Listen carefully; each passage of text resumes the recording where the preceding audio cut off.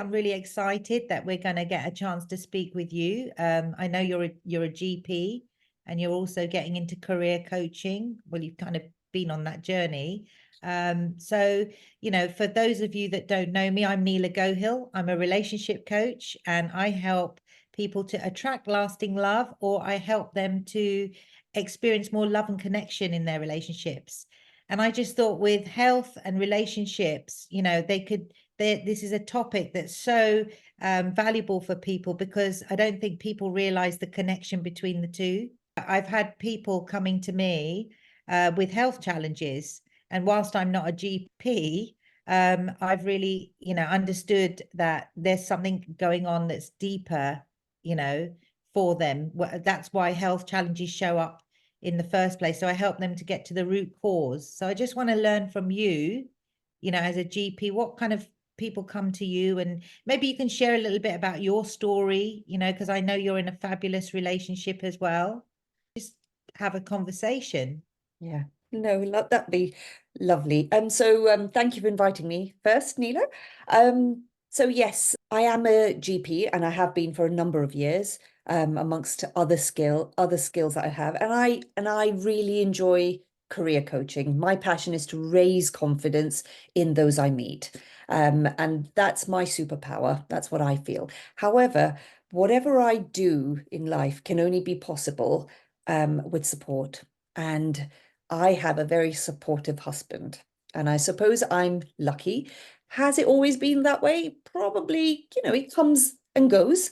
But at this moment in time, I do have the support. And so that gives me not the permission, but the energy, to continue and to push to new heights, I suppose. My husband, is named Ash. I suppose I should mention his name. And Ash, it sometimes surprises me because I've been through a few health conditions myself, and causing preventing me from actually working as a GP and working as a coach.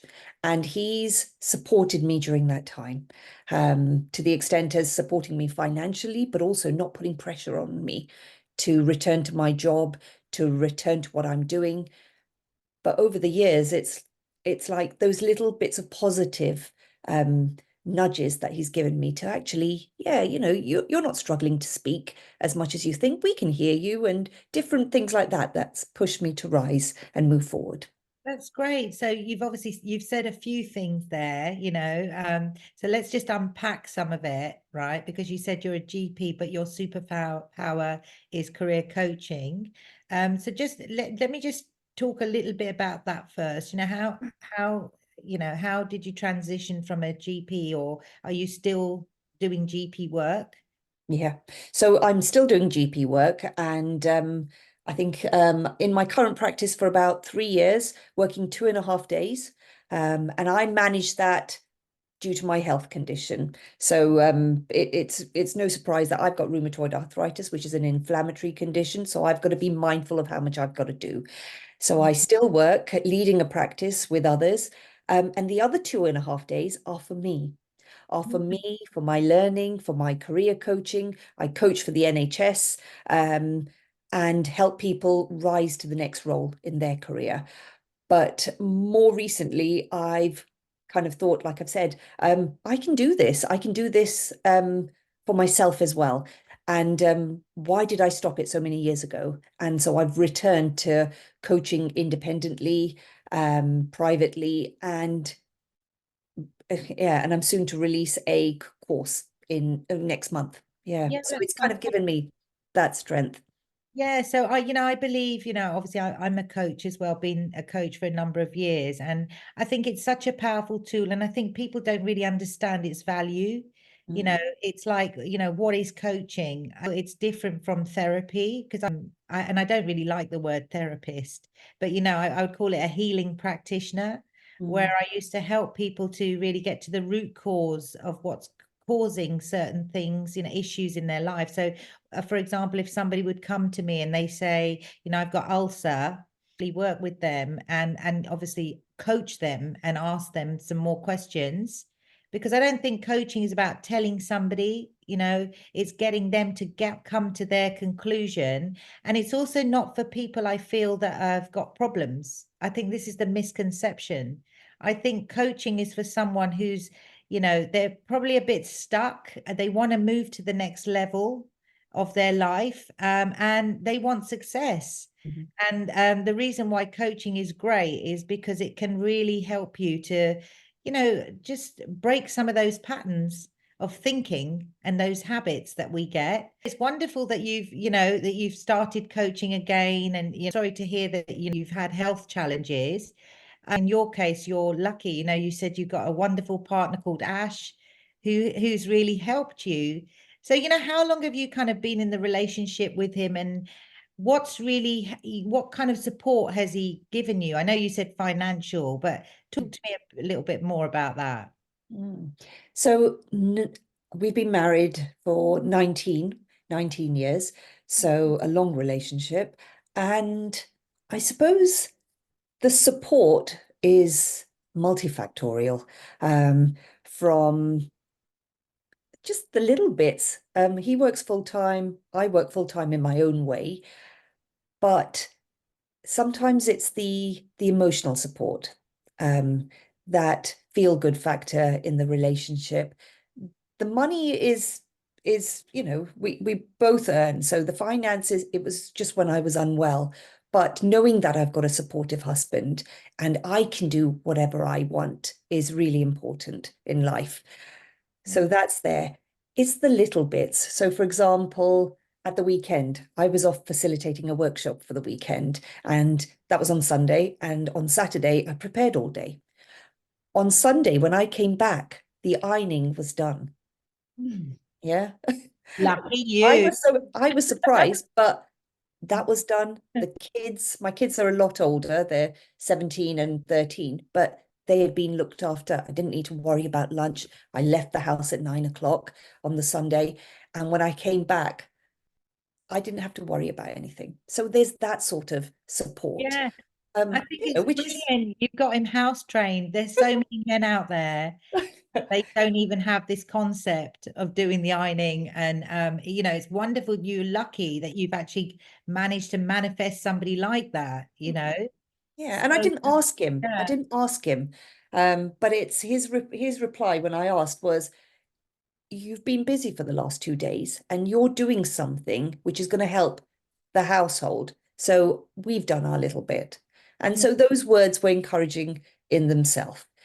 But I suppose not the other things when I was unwell, not being pushed to do something, but having a health professional as a husband did help to an extent because he understood how I was feeling. He could see that I was tired and I was struggling and I couldn't work long days. So the support there was really helpful. Yes, and I just realized he's a health professional too, Yeah. right? He's a GP as well. Well, there you go. Two G. So, yeah. So And you they, know, Neela, I didn't want to marry a GP okay, when I tell was me. younger. And I purposefully didn't go out to find a GP, or not even, we weren't GPs at the time, or a medical professional. I was under the impression that we would have a better life if I chose a non medical professional. What But it made just, yeah. you about that? What made you think, what's the thinking behind that? Well, I know that medics work hard. And if I'd been a hospital doctor, and at the time I wanted to be a surgeon, then it would be tough.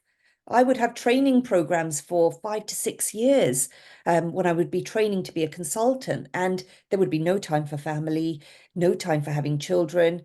And that's what made me think that actually it's just not possible. Two people in the medical profession. Why do that to yourself? That may be a relationship that wouldn't work out. Mm. Um, yeah, but it was just a fleeting thought, because obviously it didn't it didn't work out. How did you end up with a GP then? Tell me. How did this Not, go? not from the UK. He's Kenyan by birth. He's Okay. Asian, but I went on holiday to Kenya and met him there. He's the typical tall, dark, he's quite fair, but he's tall and handsome. And um, and I met him there. I was drawn to him. until, and I do tell him this, until he opened his mouth. And then I think Kenyans have a way of talking.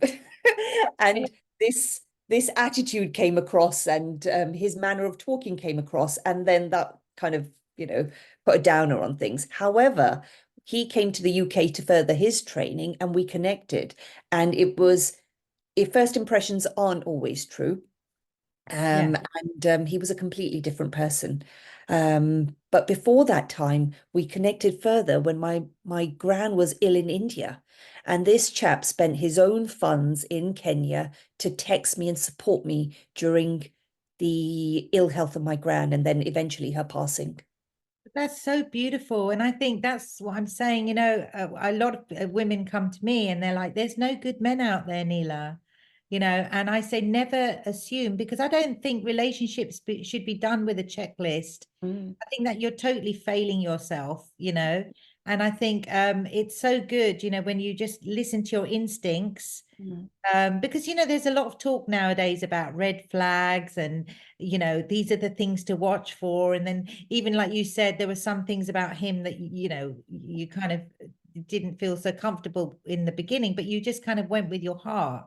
And I think when you start learning to get to know somebody, and I think this is what in your story, what I'm hearing is, you can see he was so caring. He mhm. was there for you. He supported you right until the death, you said, Yeah, um, of your my gran. Yeah. gran. Yeah, which is so beautiful, isn't it? That's so Yeah. touching. And we'd only met once in Kenya. Which Yeah. says a lot about a person. And that's what I feel, a character of somebody and their values is far more important than, how good looking they are. I mean, all these things are important, but at the end of the day, is that person really going to be with you thick and thin?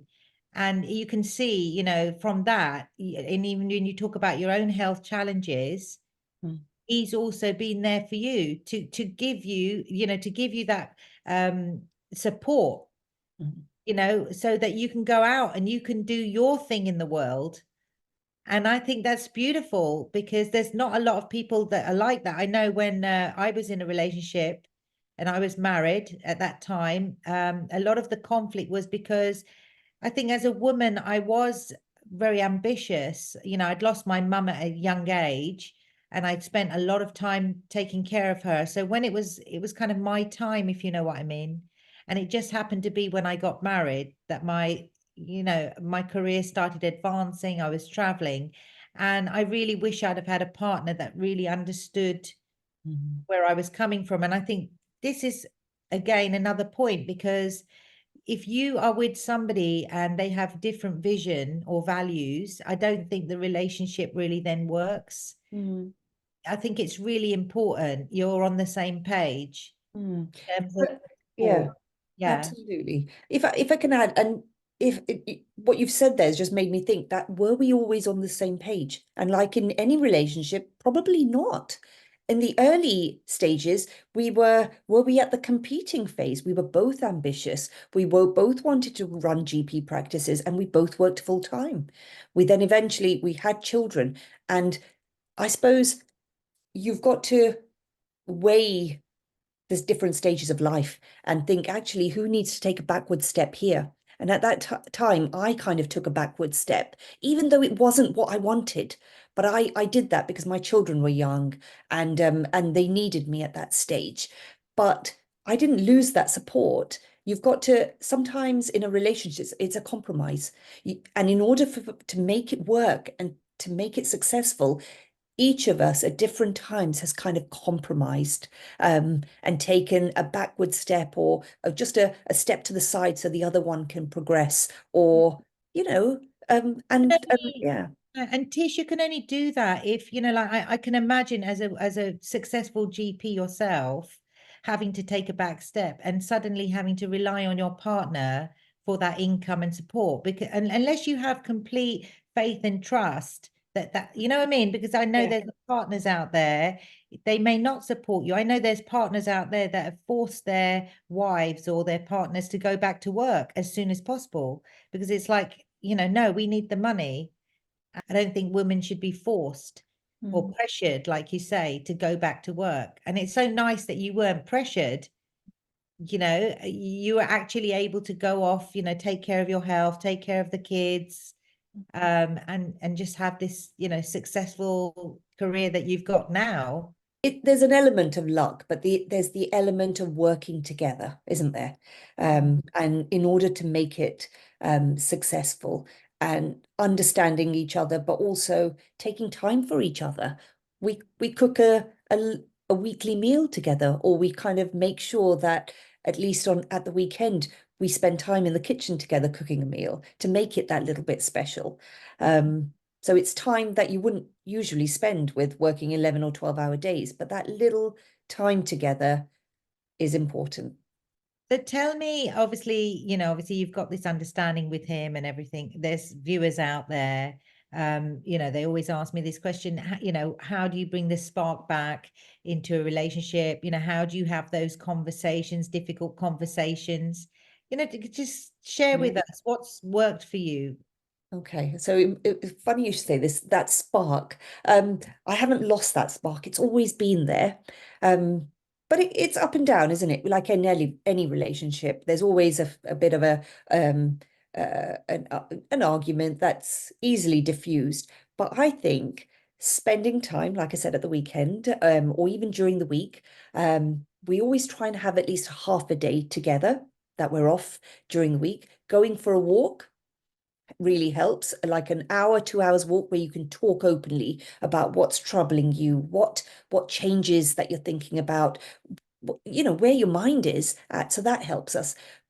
Holidays away. So regular holidays away are important with the children. But then again, I've had 3 holidays. I've been very fortunate because my parents have looked after the children, and I've had 3, maybe 4 holidays away without my children. The last one was in September to Zanzibar, and it was a week, 10 days away. 10 days, can you imagine? 10 days away where we had a retreat as well. I was leading a retreat, but we had some time and space to work on ourselves. So we had time, we had quality time to work on our relationship. That was the essence. But also he taught me stuff because we're both avid readers and learners, and I taught him stuff. So I think for us, those sorts of things really help. Yeah, and you have to be with somebody who's open to learning. Mm, Because I'm not being funny, there are people, they're not open to personal development. I mean, you're lucky you're with somebody who's of an equal profession and also equal mindset to you. There are yeah. people out there that are very closed. I know people that are in relationships, one's a doctor and one's, perhaps doing something else, but they're not on the same level. And then it becomes even harder to have a relationship because they don't really understand. Mm, Because I believe we all grow, and we all learn, and we have a different level of consciousness in a relationship. Like you say, there's different stages, mm, right? And that's why sometimes you hear that kind of term, it's like we've grown apart mm, and we just don't know why. mm, And I think that's what kind of happened with me and my ex-husband. mm, We kind of grew apart because in the beginning we both had the same values, or what we were interested in, and over time I knew there was something more for me. mm, And I think it's really important to talk about, if you want to have children, if you don't want to have children, and be really upfront about it. I mm, think, like, I love the idea of, you say you go for walks and you ask those questions. So it's not like you're interrogating somebody, because it shouldn't be an interview, right? It should be more like a friendly conversation. You're just walking, you're relaxed. And I don't think we should even pressure our partners or to really open up unless they really want to. Absolutely. But it's just worked out because of the number of times that we've done it, that it opens up the mind, and Yeah. therefore it just flows naturally. Or he starts thinking, actually, I'll think about it better on that walk, or I'm missing that walk. Um, and then in the past, we haven't done this recently, was going for lunches, making that time, say on a Thursday lunchtime, to have that lunch date or that dinner date. We don't usually have dates in the evening because we share so many hobbies. But I know it's due. He's actually said that I'm missing that lunch date, Yeah. because it's time that we don't usually have when you're working full time. And the other thing is, I don't know whether it's happened this way, but we share a lot of hobbies. So in the evening, we will retire to the bedroom a bit earlier than the average person because of our long days, but we meditate together.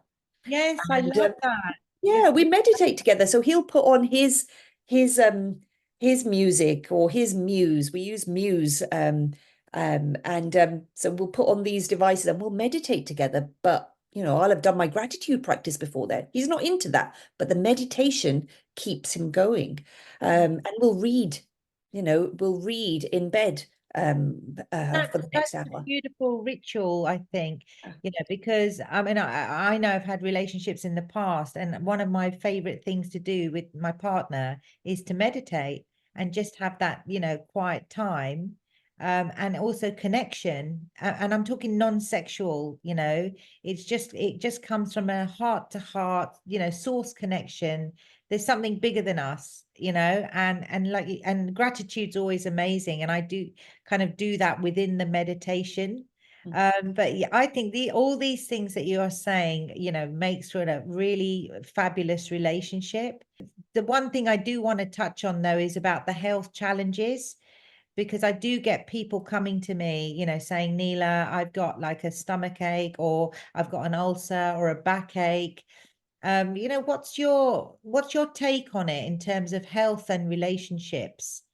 When people come in to the doctor's surgery, do you actually ask them what's going on in their, Yeah, yeah, absolutely. So as a GP, we're more patient-centered. I suppose every doctor is patient-centered, but in a GP session, we train our junior doctors when they're becoming GPs to think of the patient as a whole. So it's holistic care, but they do need to know about the psychosocial history. So what's happening at home? Who's at home? How's this affecting the home life? How's it affecting the work life? And how's it affecting the mood? So those are the three areas, the effect of the problem on the life, work, and the mood. So that's the way we kind of bring everything together, because every health problem affects those three things. May not all at the same time, but it does have an impact. So that ulcer may be from worry, but if you don't ask those questions, then you won't know. Does that yeah, make sense? Yeah. exactly. I And it mean, makes yeah, perfect sense, doesn't it? Because I sometimes feel that, you'll go and see your doctor. And there's some great doctors out there that will ask you lots more things, and there's others that are like, well, what is it? Let me have a look. Let me just prescribe you this. And I yeah. think, we do need to be holistic. I feel even in my work, I'm a relationship coach, but I look at it holistically, and I say, look, if there's a medical condition here, you need to go and see your GP for that. If there's something else I need to refer, I will refer them on, because not one person can do everything. And really crazy, I was just going to say, I used to work for a pharmaceuticals company years ago. I don't really agree with pharmaceuticals, drugs. I mean, I know they have their place. I know one time I had tuberculosis, so I had to take those, otherwise I would have died. But I've always been on the complementary path. I do things like, meditation, and I just do my own little like herbs, and Mm, I'm more like taking supplements. mm, yeah. And I know so as a GP as well, do you recommend people to take supplements as well as? Absolutely. I think sometimes the way you practice depends on your personal experiences. So my consultations may be different from other GPs. Um, it's how you want to practice medicine. You may be more down the medical route, but all of us signpost patients to appropriate services like you do as a coach. So if I feel I can't help, or in the first instance, medicine's not going to help, then it would be for anxiety, etc. People talking therapies, people that can help, counselors, CBT therapists, etc. But I rely on my experiences. So in my sessions, I will say, well, have you thought about mindfulness? You know, have you thought about gratitude practice? It's not the, and I do kind of tell them that these are things that may help you if you're interested. And most people do say yes. Or have you thought about vitamin C and zinc during the Christmas period? Not the Christmas, the winter period, because that can just help. Have you thought about over-the-counter iron supplements at Holland and Barrett? Or, you know, do you know what I mean? So that. So it's, I agree with you. It's not just medical therapy. There are different ways. The way I like looking at it is, what can you do to help yourself? And then what can we do to help you? And I'm just so happy to hear that you are, a GP that's kind of switched on with all of these other therapies. And also, I'm just grateful that you are somebody that, you're into coaching as well. Because, quite often people sit back and they want to know, they want to know the answers. It's like, and I feel like you're kind of giving your power away a bit if you're always expecting somebody else to tell you what to do. I mean, Yeah. obviously, I know, when you've got, say you've got something wrong in the body and you go to the GP, yes, you want to go there. And sometimes you're a bit relieved because then the GP will tell you, you've got, it's this, and they'll give it that label. And maybe then you'll start understanding, oh, it's this. But then I never believe in labels either, because I'm totally holistic, complementary, and I say we are not that. We are not that condition. Actually, we are just pure love, and I bring people back into wellness through that. So this is fascinating for me. Do you enjoy what you do? Do you wish you could do different things or aspire higher? I suppose that's my that's the way I coach. What, what else would you like to do? Have you got an aspiration? Yeah, and I think for me, I've come from the corporate world. I was there for 15 years. I had a car accident actually where my brakes had failed and we were being restructured at the time. And I just knew in my heart that even though the job was great, the people were great, there was something not right, and I think whatever happens, it's, that accident was that wake up call for me. And I did leave that job and I went to India and I traveled. I thought I was staying 1 month. I stayed 7 years.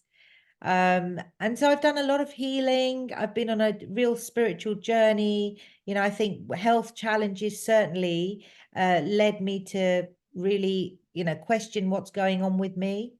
And I haven't really used a lot of pharmaceuticals, drugs, or anything. A lot of my healing has been through, emotional healing, coaching. I've stayed with some amazing masters in India. Nature's certainly been a healer for me. But I've done a lot of things. So, I am ambitious. I've come back to London, but I do still travel. So right now, I think my focus is on relationship coaching, and I really want to create programs for people to help them to, break through, whether it's attracting love, whether it's in the area of their health, their, money issues. I think it's all connected. That's what I'm saying. People come to me for one issue, but then it's a bit like, people come to you as a doctor and say, hey, this is the problem. Before you know it, they've unraveled a it's this and it's this and it's because it's all interconnected. So I think this year I'm just looking, to really serve. And I believe one of the things that I really have mastered is the emotional realm. I think people forget about this. I think, we're moving into times where, technologies are coming in, it's getting much faster. You've got AI is coming in. And I just feel people need to be more mindful. Mental health, I've heard, is on the increase. And I think coaches are going to be really needed. So this is, this, I think all my journey has been in preparation for the times to come. I'm not scaring anybody, but I'm just saying this is going to be needed, and we need more coaches, and I think people are going to be more open because they're going to slowly discover maybe that job has gone because of AI, or they're going to have to think in a different way. So I think they're going to need career coaches, relationship coaches. They're going to need people that are working on the holistic level when it comes to health and healing, and So I'm excited for these times, absolutely excited. And like you, I'm somebody, I'm just guided in every moment. Whilst we might have that plan, we don't know what's going to happen. Like you said, in 1 minute you're okay, then suddenly you may have a health challenge, or I mean, you can plan as much as you want, right? But at the end of the day, you just don't know what lessons you're here to do. And it's how are you overcoming those challenges in the moment? Are you resisting them, or are you keeping an open mind and wanting to learn and grow and say, right, or are you being a victim of your circumstances? So I think we need to rise up, and we need to definitely learn to love ourselves. I think this is, I mean, I'm an author of a book called Bridge the Love Gap, and it is all about that.